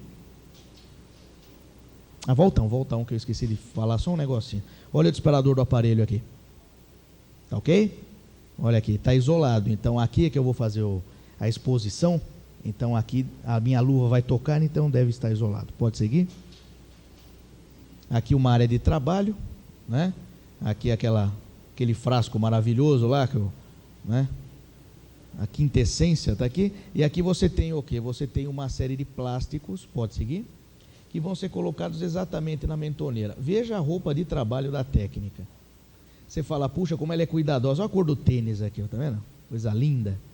Tá? A gente sempre fala, né? Oh, tudo é moderno, primeiro mundo. Mas também tem o terceiro mundo aqui no tênis, aqui, tá vendo? Coisa linda. Então veja só. Isso é o uniforme de trabalho, é esse aqui. Não vamos exagerar, né? Não vamos começar, né, a inventar muita moda. Por isso que eu falei que eu estou mostrando um protocolo de trabalho. A partir da discussão aqui dos membros da ABRA, dos professores de radiologia, daqueles que exercem a radiologia no campo privado também, é que a gente pode chegar numa conclusão que seja uma espécie de consenso nesse sentido de controle de infecção cruzada em radiologia. Pode seguir? Então veja só aqui. Aqui seria o apoio do mento e aqui a guia incisal. Basta nós colocarmos aqui um plástico aonde o paciente não tenha contato direto nem com a mentoneira, né, e nem com a guia incisal. Fazemos a aspersão daquela solução e depois a colocação de um plástico aqui ao redor. Este é o procedimento que deve ser feito. Mas eu não tenho aquele plástico. Não faz mal, vai em loja tipo supermercado, lojas americanas. Alguém já viu aquela embalagem de plástico para hambúrguer? Que é um saquinho plástico desse tamanho aqui? É a mesma coisa. Mas é fininho, põe 2. Aquele é radiolúcido, não vai atrapalhar nada no resultado final. Tá ok? Não vai colocar também saco de supermercado, aproveitar aquele saco do Carrefour, né? Vou aproveitar de uma dobrada aqui, fica feio. Então você compra aqueles de hambúrguer, né? Ou então aquele, como é que chama? Zip Zap, sei lá, o que usa para congelado, né? Vocês já viram aqueles pequenininhos para congelar? Então é a mesma coisa, coloca lá, veste e acabou. Tá ok? Depois que o paciente vai embora, o que você faz? Você remove aquilo com a babinha do paciente, que porventura esteja lá, joga no lixo.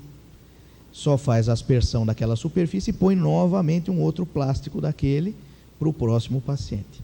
O paciente vai se sentir inclusive bem, ele vai se sentir seguro. O que acontece muitas vezes, a gente fazia isso lá na USP, era o seguinte: nós temos um Panex lá, parecido com esse aqui, igual, né? Aqui. Então, o que aconteceu? O pessoal colocava isto aqui em imersão em glutaraldeído. Com o tempo aquilo foi ficando escuro, dá a impressão que estava sujo.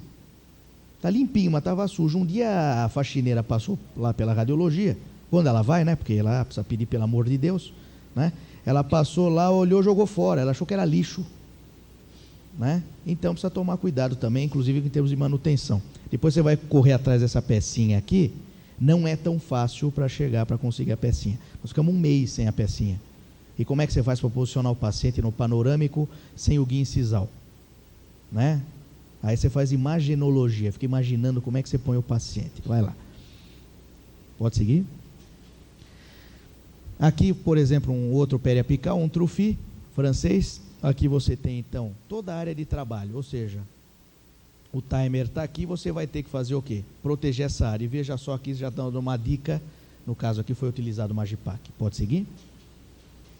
Veja só então, a área de trabalho totalmente protegida, né? A área onde você vai tocar a sua luva, aqui também, tá? E essa área também Se você segurar aqui, se você só segurar no cabeçote, você se policiar direitinho, não tem problema, tá? Na hora de trabalhar. Pode seguir? Então aqui numa posição de trabalho, você teria esta área de trabalho protegida então com o papel filme, tá? Magipack, Rolopack, o que tiver de pack aí que eles estão vendendo, né? Eu prefiro o Magipack, o Rolopack não cola, fica um negócio meio molinho, né? Então você tem aqui o papel filme colocado no refletor, no cabeçote do aparelho e na superfície de contato, tá ok? E lá fora tem o botão disparador, botão também revestido com essa barreira mecânica que nós vamos chamar então de hoje em diante. Uma maneira de você tentar melhorar durante a sua tomada radiográfica o controle de infecção cruzada dos suportes de paralelismo é esse. Você pega o teu suportezinho de paralelismo, né? E você tem 2 ou 1 ou 3 e não vai dar tempo de ficar aquele tempo todo no glutaraldeído para desinfecção completa, para esterilização completa, só para desinfecção. Você pode envolver aquele bloco de mordida ou o próprio suportezinho de paralelismo de plástico, da Ranchin, da John, que existe por aí, com Magipack. Então é uma barreira mecânica. A ação química você já teve parcialmente, agora você complementa com aquela barreira mecânica do Magipack no suporte de paralelismo. O paciente vai embora, arranca, joga fora, limpa, escova direitinho, coloca novamente no glutaraldeído a 2%, deixa lá os 10 minutos para pelo menos fazer a desinfecção e a esterilização, que é crítica, não vai dar, você compensa então utilizando essa barreira de proteção que é o Magipack. Pode seguir? Aqui no caso dos aparelhos panorâmicos, também a mesma coisa, pode seguir o bloco de mordida, então, a guia incisal deste aparelho também deverá receber o quê? Pode ser aquele saco plástico de hambúrguer ou de colocar congelados lá que você compra no Carrefour, na loja americana, pernambucanas, lojas brasileiras, sei lá onde, no Mapping, Mesbla, sei lá onde, e você vai então colocar nesta área aqui de trabalho. Mas esse slide na realidade não se presta a isso. Eu queria que você passasse o próximo agora. Veja só, quem faz extrabucal, teleradiografia ou radiografia cefalométrica? Alguém está vendo alguma coisa diferente nesse cefalostato? Dá uma olhadinha nas olivas do cefalostato. Vai o próximo slide agora vai ficar fácil de ver. Olha aqui, o que é isto aqui? É um preservativo para a oliva, camisinha da oliva, não é? Então eles inventaram e vendem um protetor de oliva de borracha. Quer dizer, aí você já começa a imaginar o quê? É para evitar o quê? Otite, né? O indivíduo vai contaminar, está com o ouvido infeccionado, vai contaminar o próximo. O que nós fazemos normalmente é passar o álcool e executar a técnica. Então isso aqui é o que eu falei. Não é porque é feito desta maneira que é norma para nós. Nós temos também aquele nosso senso crítico próprio, né, do brasileiro. Agora, se você achar que deve, você pode colocar o quê? Magipack também na oliva. É só também, gente, não esquecer, abrir e mandar o cara embora e sai com 2 tufos aqui no ouvido. Parece o Gremlins, né? Sai com 2 Magipack cada orelha, parece um bombom, sonho de valsa, né? Sai com o negócio aqui do lado, né? Então, só tomar cuidado com isso aí. Mas ele, puxa, eu fui fazer o exame, estou meio surdo. Depois vai tirar com o cotonete, sai um Magipack lá de dentro, né? Faz um negócio assim que ele não sabe o que é. Pode seguir? Pensa que está com o cérebro dele plastificado. Tá ok? Aqui é só o que eu coloquei aqui com relação a atendimento de paciente. Existe agora também aquela parte de atendimento a pacientes especiais, né? A nossa área está entrando também, a radiologia está sendo utilizada pela área de pacientes especiais. E o atendimento para pacientes especiais é exatamente o mesmo atendimento para pacientes tido como normoreativos, né? Tido como, porque aqui ninguém é normal, nem eu, tá? Então alguém, né? Então aquele negócio, conceito de normalidade é relativo, né? O antropófago come carne humana lá e acha normal, né? Tem cara que é vegetariano. Eu adoro churrascaria, né? Então aí você tem essas variáveis com relação ao padrão de normalidade. Mas esses pacientes tidos como especiais merecem o mesmo tipo de atendimento que um paciente chamado normal ou normoreativo, tá? No caso aqui é um hospital, como se fosse uma espécie de hospital infantil, né? Como se fosse a ACD, Associação de Assistência à Criança Defeituosa, que tem em São Paulo, tem aqui em Minas, tem em todos os estados, né? né? No caso aqui é o Hospital do Rito Escocês, lá de Dallas. Pode seguir? Isso aqui é só por curiosidade para vocês. Esta pracinha aqui, na realidade, é um criançódromo. Então a criança vai aprender a andar de cadeira de roda, muleta, órtese, prótese aqui, né? Para ela poder se integrar com a sociedade, aprender a atravessar uma rua, né? Então, aí solta ela aqui na Afonso Pena, manda atravessar, né? Vai ser uma glória, né? Vai ser, só se a cadeira dela for a jato, né? 2.0, injeção eletrônica, turbo, né? Roda de liga leve para atravessar Afonso Pena aqui na hora do rush. Pode seguir?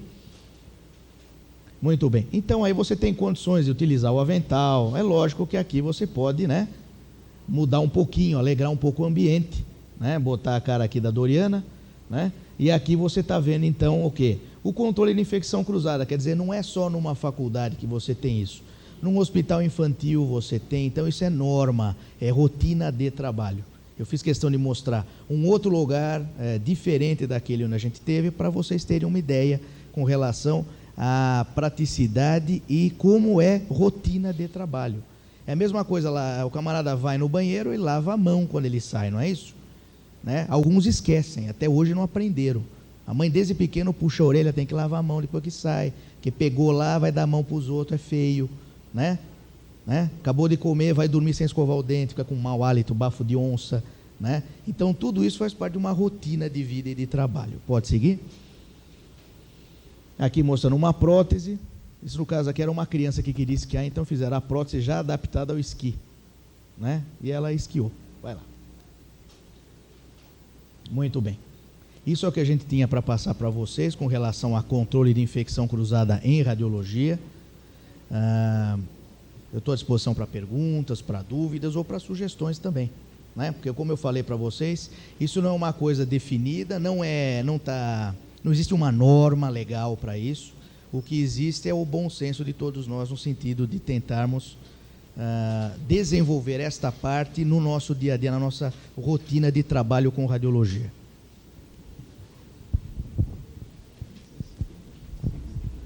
Alguma pergunta?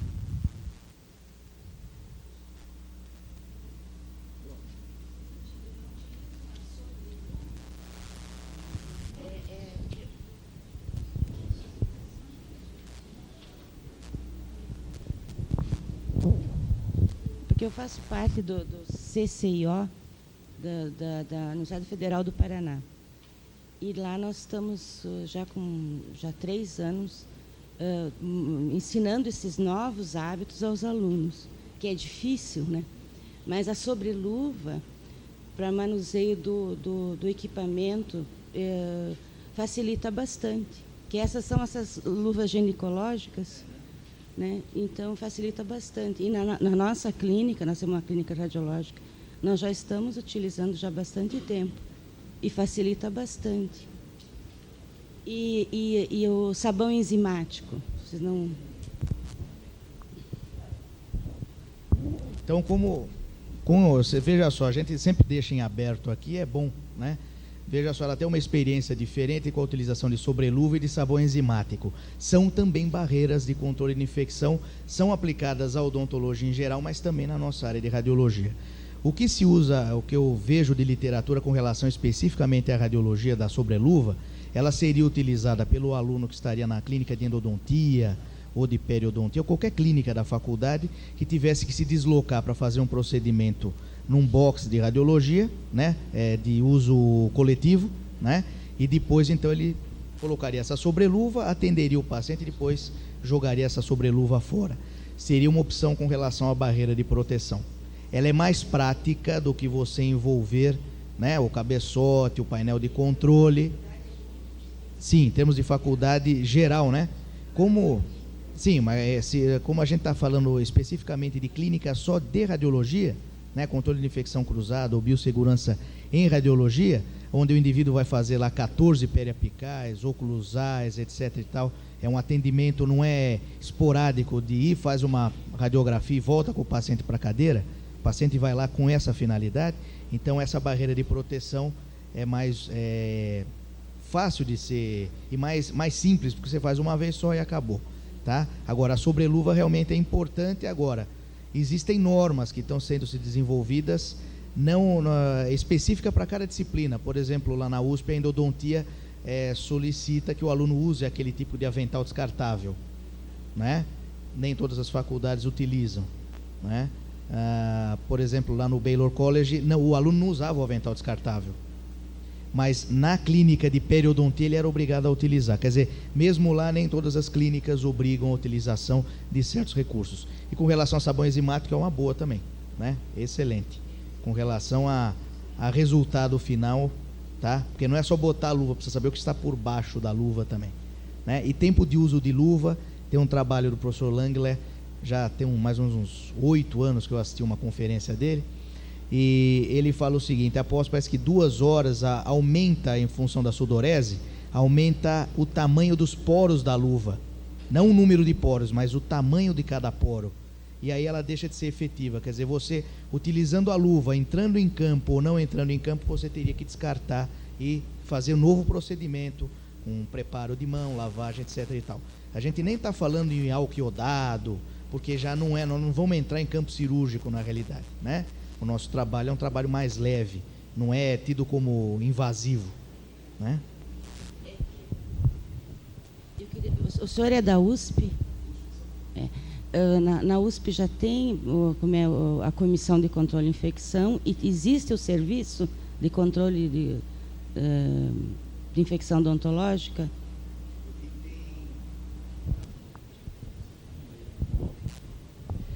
Na USP, o diretor da faculdade, a questão de 4 meses mais ou menos, mandou uma circular para todas as disciplinas solicitando sugestões. E nós lá na radiologia fizemos uma espécie de arrazoado e encaminhamos para o diretor da escola, porque existe uma comissão, eu não sei quem é o responsável lá, né? Se você quiser entrar em contato, eu posso te passar o número do diretor, aí você, se tiver interesse de trocar alguma ideia ou se fazer uma espécie de consenso nacional com relação ao controle de infecção, seria bastante interessante. Porque, como eu falei, não é uma norma, não está no papel ainda como deve ser feito, mas tem que se colocar, porque você vai ter que preparar os alunos da graduação para daqui 3, 4 anos, isso ser mais ou menos uma rotina de trabalho na odontologia. E nós temos que lembrar o número de alunos que se formam todo ano, né? Então, daqui a pouco, o nosso número de dentistas no Brasil vai quase que dobrar. E aí, ninguém segura, né? É que lá na Universidade Federal do Paraná, esse ano foi instalado o Serviço de Controle de Infecção Odontológica. Já existia a comissão e agora foi instalado o serviço. E nós fizemos um estatuto como norma, como padrão em todas as disciplinas. Vocês fizeram divulgação? Sim, estamos fazendo. Não, todas as disciplinas vão estar dentro desses padrões. Porque o controle de comissão de infecção odontológica tem um poder muito maior do que... abrange todas as disciplinas. Então, eu gostaria de saber quem é o responsável da USP para nós entrarmos em contato, para fazer também algo padrão, né? O responsável em si, eu não sei, teria que ser feita talvez uma comunicação via direção. Sim. Uhum. Seria mais prático, porque já indicaria o responsável, Uhum. para entrar em contato com vocês. E no Paraná, para nós, no Paraná é lei, já é uma lei estadual. São Paulo nós não temos ainda esse. Obrigado. Como? Eu não tenho experiência com relação a isso aí, eu não saberia te dizer, tá? A gente sabe da eficácia, mas eu não sei graduar isso aí. Eu sei de um trabalho que foi desenvolvido na Faculdade de Enfermagem da USP, com uma colega nossa, a doutora Kazuko, que ela pegou os suportes de paralelismo e colocou esses suportes dentro num recipiente com aquelas pastilhas de formol, né? Se concluiu que 70% do recipiente tinha que ter o formol dentro. Quer dizer, você, daquele volume total, você ia ficar praticamente com o suporte enterrado dentro do formol durante mais ou menos 10 horas ou 12 horas, para você ter esterilização. Tá? Então é impraticável. Por isso que eu te falei, o suporte da rinha é interessante, ele é autoclavável, Ele tem inclusive uma colimação adicional, né? Você tem uma colimação retangular no suporte que eu mostrei para vocês no XTP.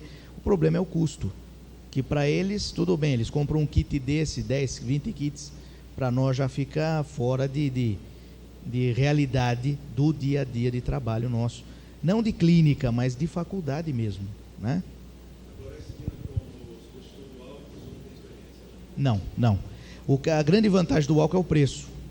Você conseguir uma solução de álcool 77 GL é muito mais barato do que qualquer outra substância industrializada, né? O resultado é comprovado.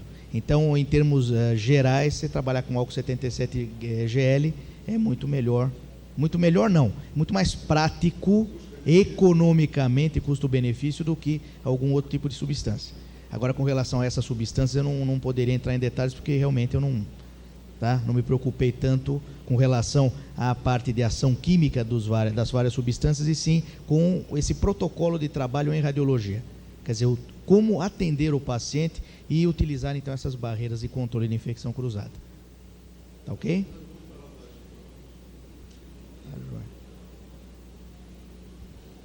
Tudo bem? Muito bem. Em nome do 3º Congresso de Radiologia Brasileira de Radiologia Odontológica, gostaria de agradecer ao professor Cláudio Costa pela sua apresentação, e em nome de vocês também, vou passar aí o certificado que ele merece. Obrigado.